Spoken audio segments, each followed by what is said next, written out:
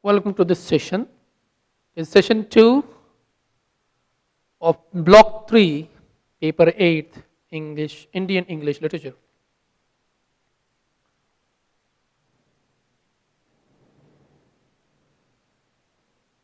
These slides are in continuation to the previous slides made on comparative analysis of Rushdie's Midnight Children and Anita Desai's Clear Light of the Day. In the previous session, we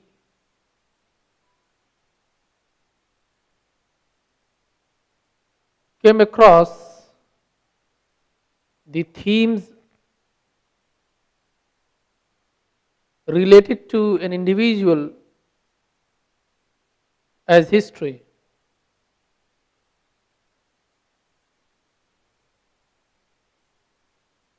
In Rushdie's Midnight Children, and also added some ideas related to the question, is Rushdie an Indian author? Of course, he is an Indian author because of his mature sensibilities and maintained Indianness he has in his mind. In this session, we will focus on Anita Desai and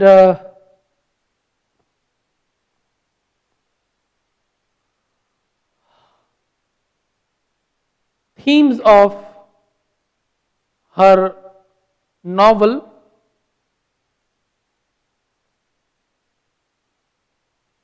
As you know, Anita Desai is one of talented and versatile women writers of today. She secured position one among the greater novelists of India, like Kamla Markandeya, Nayanthara Sehgal, Jabwala.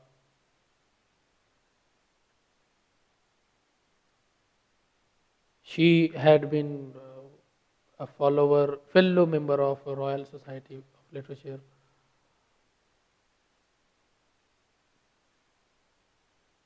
She wrote on Indian middle class women anti-Semitism, the death of Indian tradition, values and customs.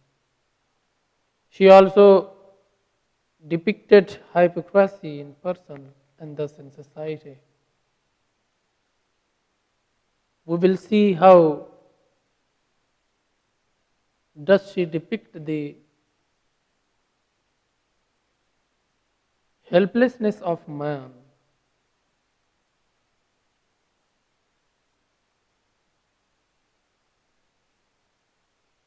She depicts how man is helpless in all situations at every time and cannot get a peace of mind unless he performs self-introspection and reaches to the self-realization. Perhaps this only is the sign or symbol or representation of Indian civilization, as Vivekananda maintained in his speech in the World Parliament of Religion in 1898. The same thought was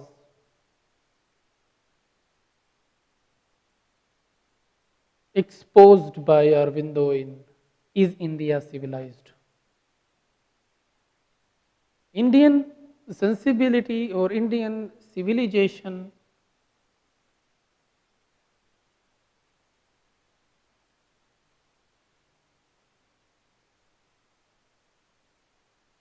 cannot be discussed without illustrating the causes of self realization and self introspection. In Anita Desai's Clear Light of Day, this novel, she focuses on how do we live in a particular time. Living in all times, we live in a particular time. We can't change the nature of that time. She was much influenced by T.S. Eliot's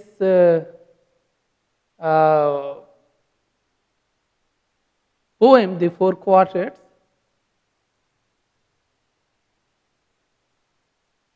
in which Eliot depicts the importance of time and timelessness. As he himself was influenced by Buddhist philosophy of time.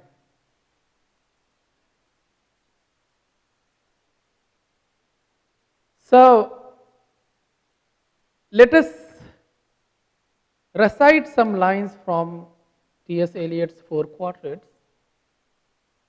which will be later the base of illustrating Desai's Clear Life of Day as an Indian novel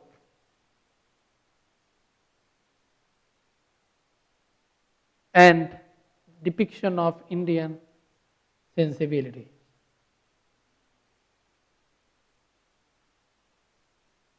These two allusions given here, which I am going to recite, are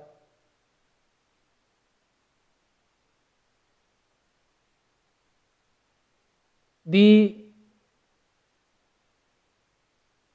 examples of how times are in flux into a state of time called timelessness. Time past and time present are both perhaps in time future, and time future contained in time past. If all time is eternally present, all time is redeemable, words move, music move. We must be still and still moving into another intensity for a future and further union, a deeper communion. Through the dark, cold, and the empty desolation, the wave cry, the wind cry, the vast waters of the petrel and the papaya.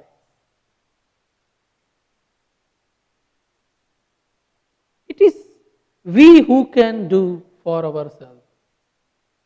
We can live in time, immortality, or we can accept timelessness, the immortality. It is we who can do it.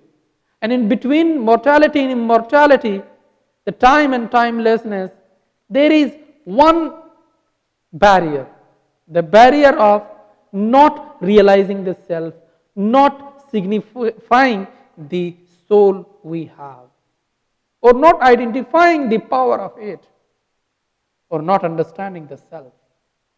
Once this barrier will be broken, the communication between time and timelessness will be somewhere, and that communication or that point of communication will lead men to become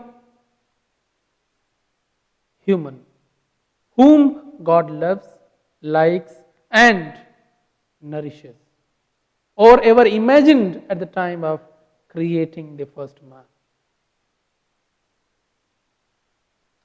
In the novel, there are 4 parts of the novel. The first part is present day of Das family. See, the novel is presenting the lifestyle the life of the Das family. In contrast, there are other families. The Mishra's family is there, and Haidar's family is there. But the narration and situation are focusing on the Das family. And this novel is based on movement. Going back to back, going back to back to back, and coming at the present. So present, past and present.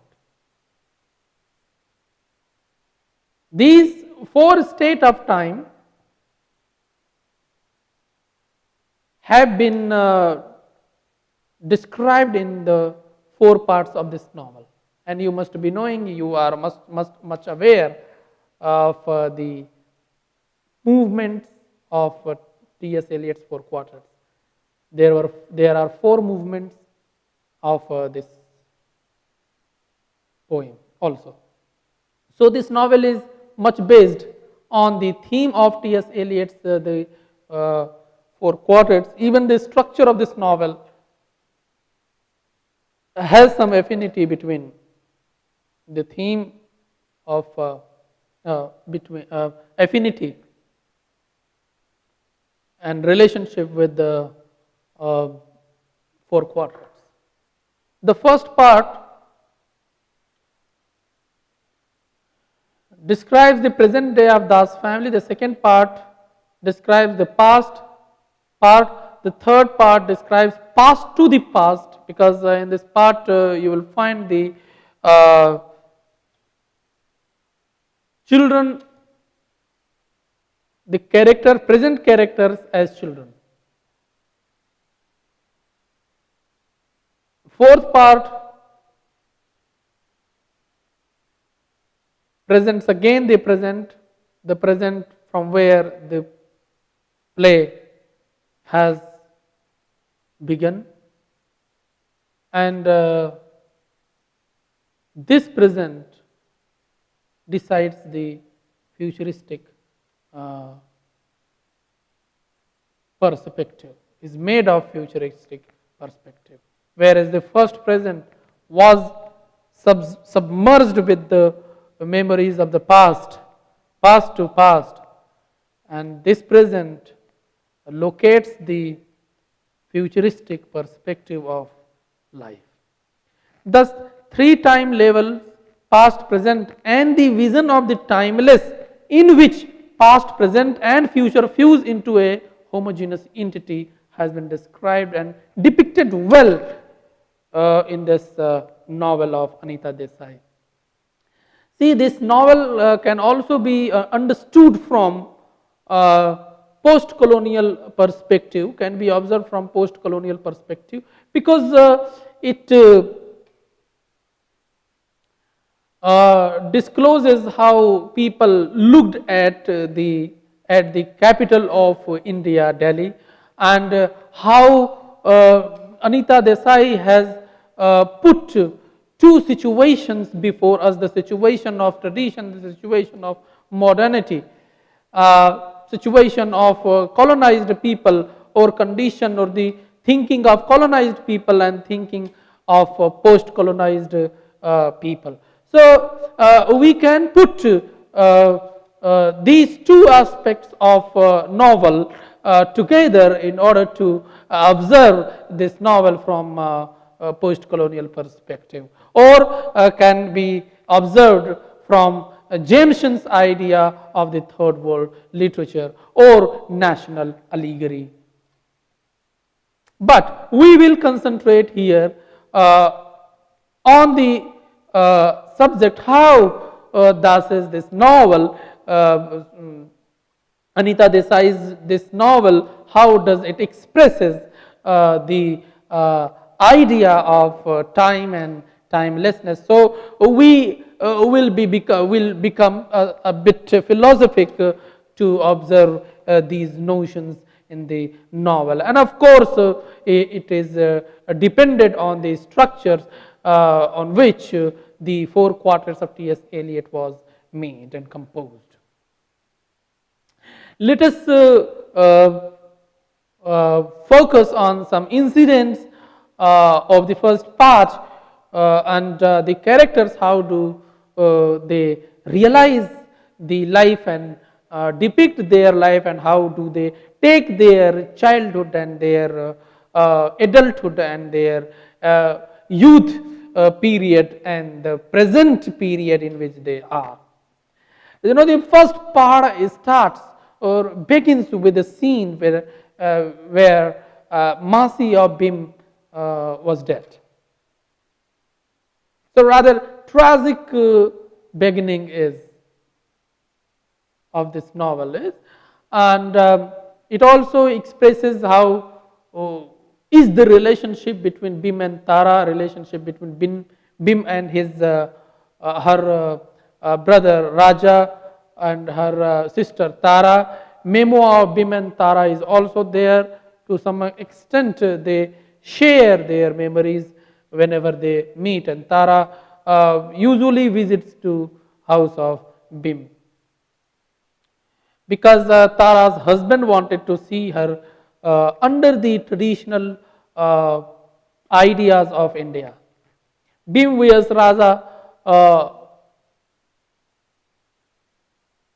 can also be illustrated. Bhim and Raja had good relationship, but on some points ideological differences were there in between these two characters. And on the basis of these two characters' ideologies, one may observe this novel from post-colonial perspective very much. There is a letter of Hyder Ali which liked and loved by Raja, and on the basis of that letter and his infatuation to the family of Ali or Ali's family, he moved to Hyderabad to attend some function, and he remained there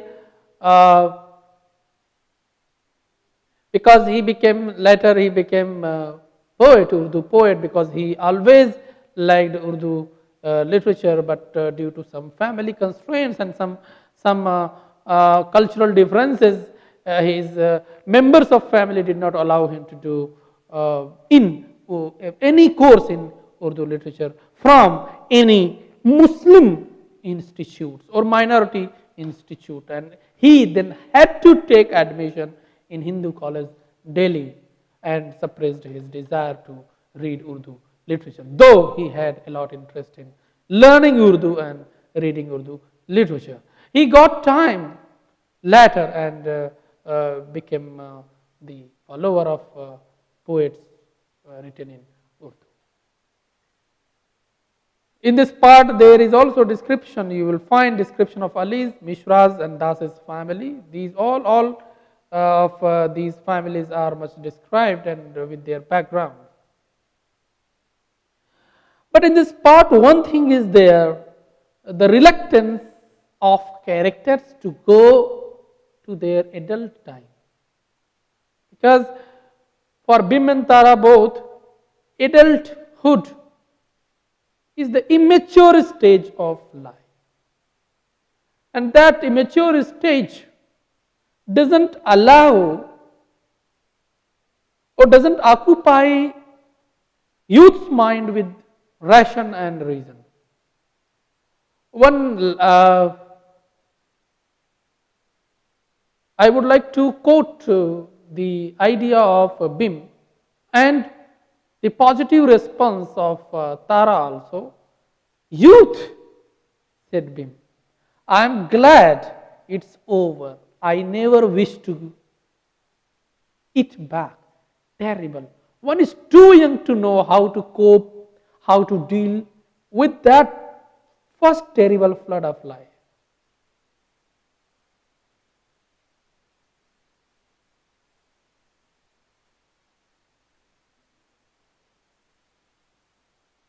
So here in these lines, we are sorry.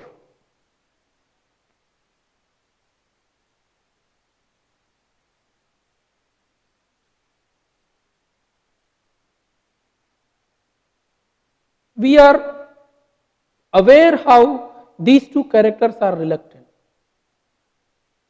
and how they think and they take the adult life or youth life. Generally, we enjoy our youth life. So, this is what one of the serious issue described in the novel of ANITA DESAI. She takes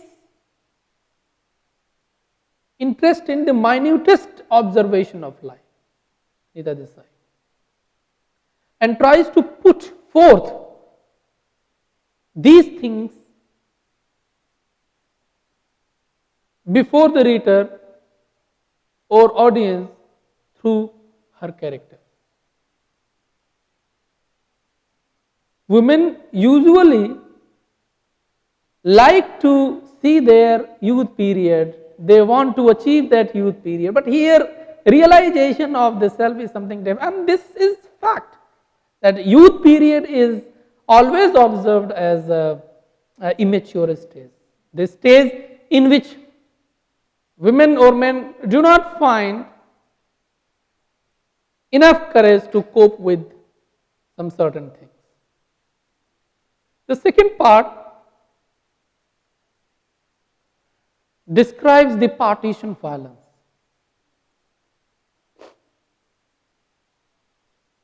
And the lost family of Ali. Raja would love to be in touch with Ali's family, and he had to be separated but accompanied Ali and reaches Hyderabad. Though he suffered a lot from TB. Bim helped Ali's family in this part. Bim had always been helping in nature. She helped Tara, she helped Raja in odd situations whenever he needs. Bim also helped Ali's family in the migration from Delhi to Hyderabad. But after reaching Hyderabad, as I told you in the beginning, that Raja became Urdu poet. This episode, this part has a lot implications of post-colonial perspectives. Cultural conflicts are there. The conflicts in mind due to language is there.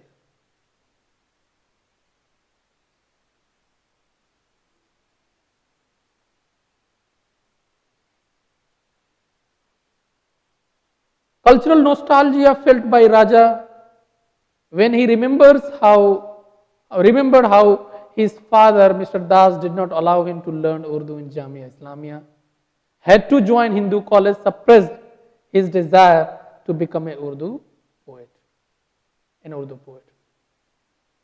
This incident, the reminiscence is nostalgic, is traumatic, rather say, traumatic for Raja, because he feels alien in himself. Why? Because he wanted to become an Urdu poet. He loved Urdu language, its sweetness, but he was never allowed to learn Urdu.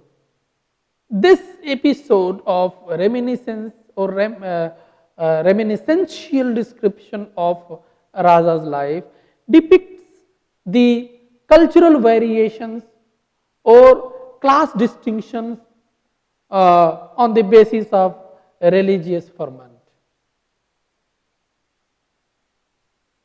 But one aspect of post-coloniality is also here.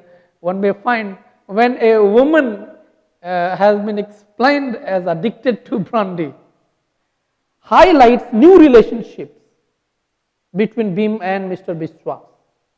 So this part is very significant part for two reasons. It exposes two realities, the reality of colonized mentality or colonized mind and the reality of post-colonial mentality, the ancient and the modern, the traditional and modern. orthodox and radical. So these two binaries, opposite binaries, have been depicted in this part and can be observed very well from post-colonial perspective. The third part, situation of Baba's birth. This part, as in the very beginning I told you, that it describes the past to the past. Now this part is about the childhood life of all the present characters present in this novel. Bhim, Tara, Raja, Ali. All these characters are living in the childhood period, though they are presently in the same scene as the novel began, but they are recalling and they are being exposed through flashback narration. Situation on Baba's birth, mother was diabetic. This part exposes why Baba became autistic. He was not normal child because his mother, when she conceived Baba, was diabetic, and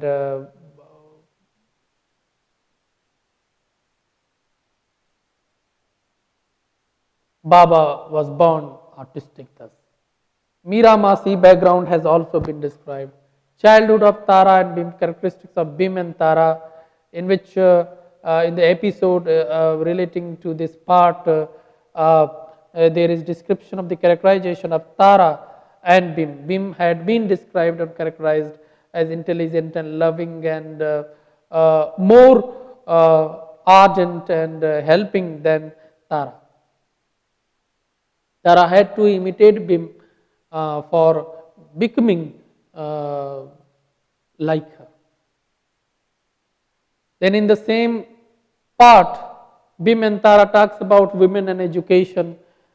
They were reluctant to join noisy engagement party of Mishra's family, and therefore they had to leave the party and went to the first floor and start discussing the women and education of women in India. This episode is also significant episode from post-colonial perspective. You will find how Tara talks about education and the significance of education and the condition of women, and how they are giving the idea that women must be educated from serious angle. The fourth part, as I told you, that it depicts the present scenario or the present time, the time from where the novel began. It reflects the engaged modern life. Now the flashback narration has finished, and all characters are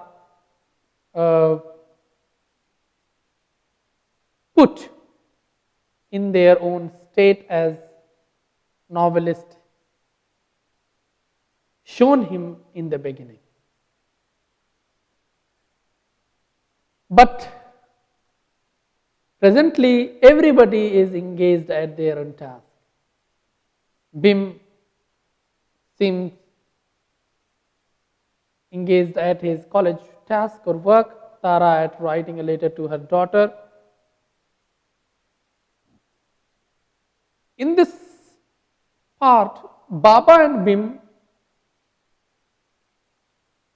verbally fought and has been shown in a conflict. And this is ideological conflict.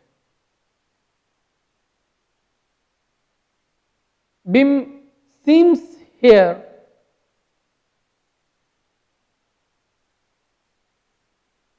furious, dissatisfied, disastrous. But later she realized her fault and forgive herself and Baba and Raja, and thus she changed her lifestyle. Two things should be noticed here. First thing, as I talked to you, Indian civilization has been described in relation to the self-introspection and self-realization by Vivekananda and Aurobindo Ghosh. The same idea is here. Realization of fault is amendment of instinct, amendment of nature. The moment when you realize your fault, you start improving yourself from that very point of time. Bim realized later. She said, I myself haven't been able to manage on my own. And then later she realized forgiveness and understanding in spite of forgetfulness and incomprehension is required to maintain good relationship between people. Try to understand situation and forgive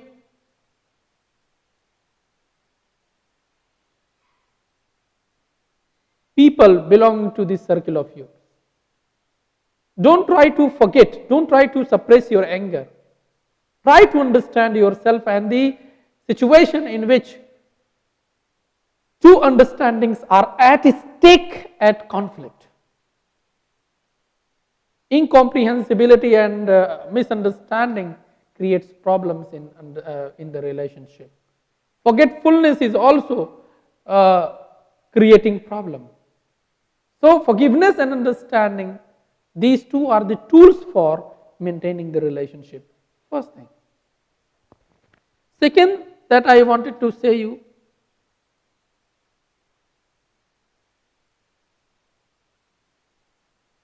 is about time, how time changes, but man remains the same.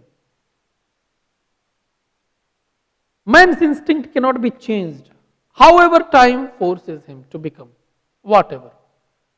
He can change his action, but he cannot change the instinct, the basic. Bim had always been understanding character since childhood. That understandability, that understanding was not neither in Tara nor in Raja nor other characters related to it, this novel.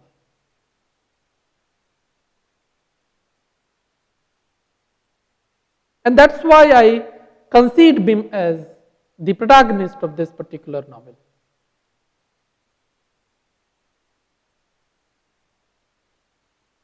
This realization, I myself haven't been able to manage on my own. This realization taught her immediately how to accept people as they are.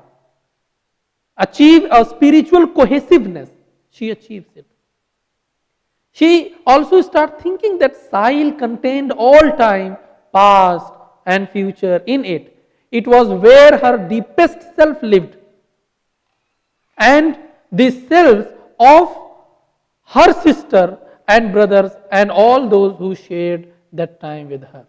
It is through this realization she finds her social relevance and she understood the importance and significance of relationship.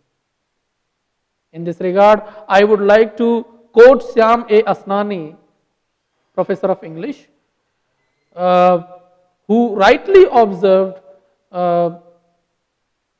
that Anita Desai's novels are having distinct characteristics. He said, her forte is the exploration of the interior world, plunging into the limitless depths of mind and bringing into relief the hidden canters of the human psyche. Of course, Anita Desai concerns herself with these issues, as you have seen how realization of the self, realization of faults can make man to achieve the civilized position of hers or him.